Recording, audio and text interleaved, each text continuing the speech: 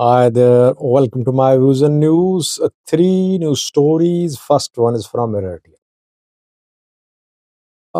Interesting development in Eritrea, where Eritrean government is hosting Sudanese armed groups. These armed groups are conducting recruitments. They are training their fighters on Eritrean soil. They're mostly from Darfur region. While Isaias Afwerki, Eritrean president, is in Egypt, a message has been delivered to these armed groups in Eritrea to close their camps. I'll try to analyze this development. Secondly, Fano fighters have carried out some attacks on ambulances.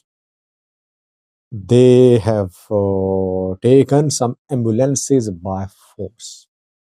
Thirdly, Tigray, top Tigray delegation is in Addis Ababa to hold meetings with Ethiopian federal government officials. While Tigrayans are still being expelled, pushed from western zone, Humera Volkai Sagade, towards the east of Atakeze River, in the areas controlled by Tigray authority. So what is happening? The details. Firstly, viewers, we know that in Sudanese civil war, Eritrea is supporting Al-Burhan, Abdul Fattah al-Burhan, Sudanese army general side. Why? Because Eritrea has long been resisting the expansion of rapid support forces towards its borders. Even when Al-Burhan and Hamati were together, working as chairman and deputy chairman of Sovereignty Council, even back then, Eritrea opposed the expansion of RSF into eastern Sudan, which shares border with Eritrea. And now, when war could potentially reach Eritrean-Ethiopian border, Sudanese civil war, Eritrea is making preparations. It is hosting Sudanese armed groups. Eritrea is training Sudanese armed groups. I read a video on that, but it's not a secret. People know who are familiar with these developments. Eritrea is training, I think, 4 or 5 armed groups. They're fighters. Eritrean military is training their fighters. 2 main groups are from Darfur. Amin al-Dawood's People's Front for Liberation and Justice is one of the groups. Sudan Liberation Movement of Mini Minawi is another group. Mini Minawi is the governor of Darfur. You can say he was the governor of Darfur, by the way.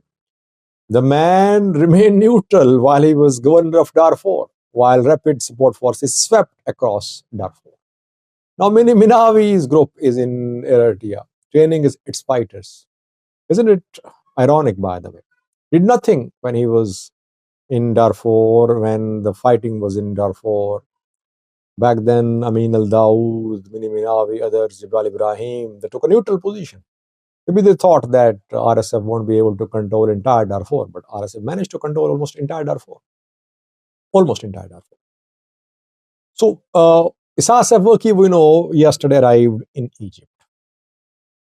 And yesterday, Eritrean government officials delivered a message to the 2 Sudanese armed groups to close their camps on Eritrean soil. Amin al-Dawood's People's Front for Liberation and Justice and Sudan Liberation Movement of Mini Minawi both have been told to close their camps as soon as possible and leave.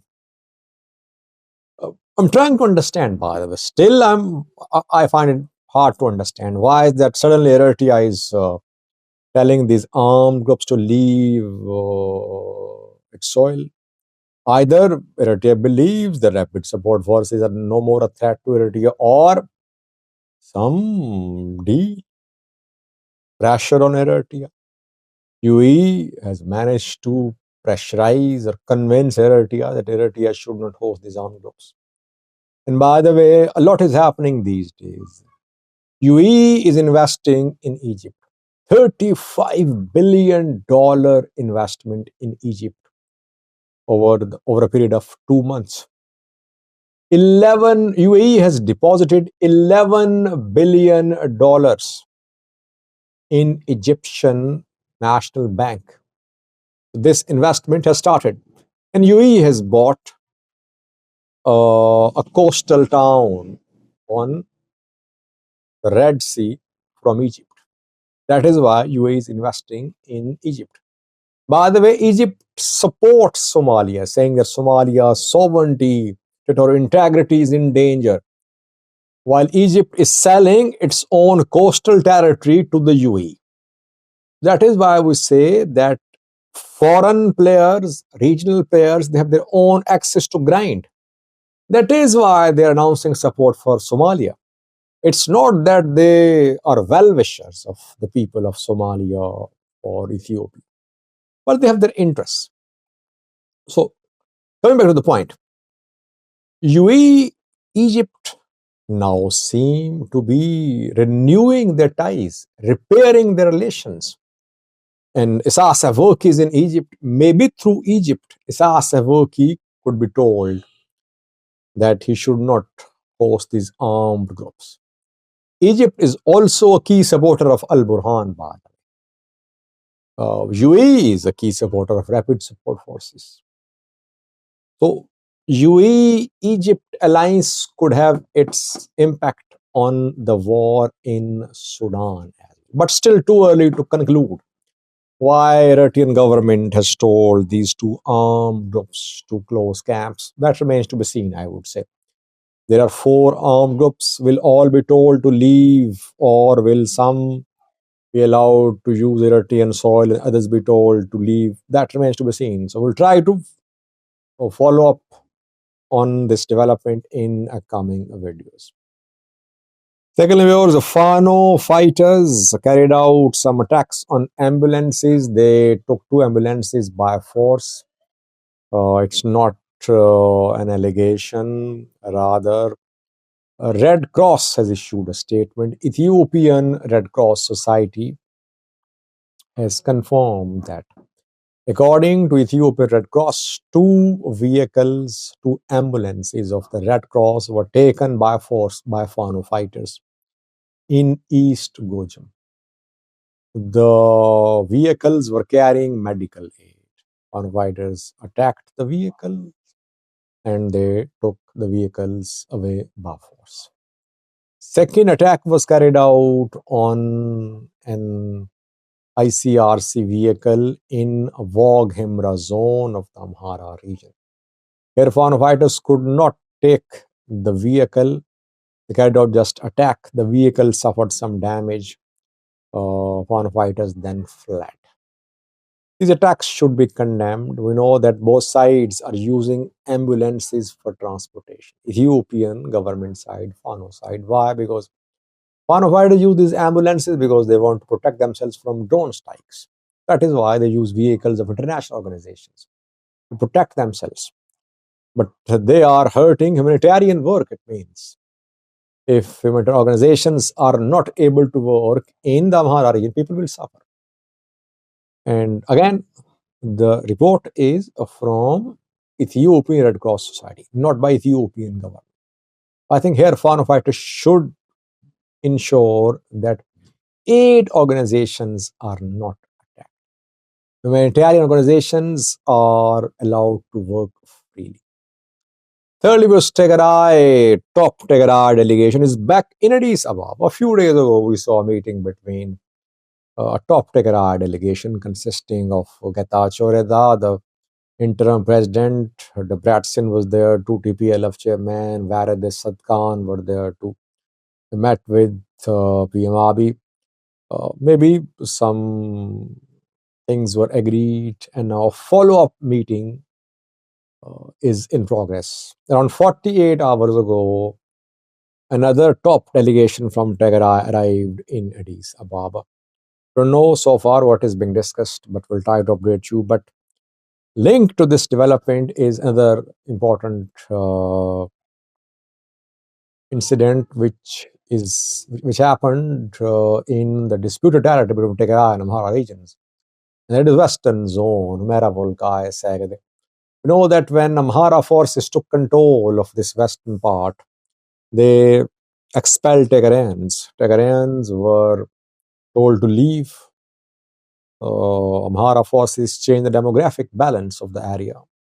In case of a referendum here, this demographic balance now will be helpful for Amhara side because Tigrayans expelled. Tens of thousands of Tigrayans from Humera Volga, Sag, they are in Tigray. They are in Shire, etc. This campaign, people call it ethnic cleansing. This ethnic cleansing is still continuing. This week, dozens of Tigrayans entered, they crossed Tekeze. They were in Humera, they crossed Tekeze, and now they are in Tahte Adiabo and other parts of Tigray controlled areas. They say they were expelled, they were threatened, they were told to leave the area.